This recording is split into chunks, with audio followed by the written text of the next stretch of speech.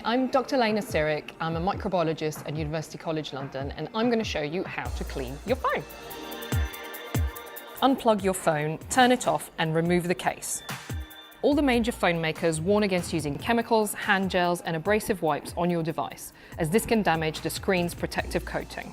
Dampen a microfiber cloth with water and simple household soap. Gently rub the surfaces of the phone with the damp cloth. Take care not to get moisture in any of the openings, because even water-resistant phones lose their protection over time.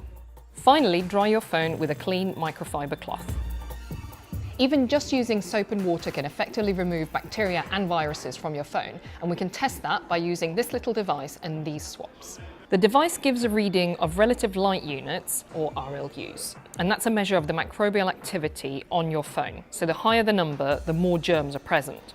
We tested all of these phones and their cases before and after cleaning with soapy water, and they were all significantly cleaner afterwards. On a surgical surface, we'd want to get a figure of 50 or less, and all of our phones and cases had readings lower than that. If you have an iPhone, Apple says you can safely clean it with 70% isopropyl alcohol wipes.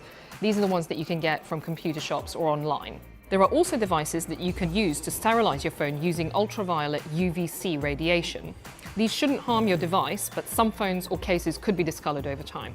Just remember, with all of these methods, as soon as you touch your phone, you're going to get germs back onto it. So make sure that you keep washing your hands regularly and thoroughly.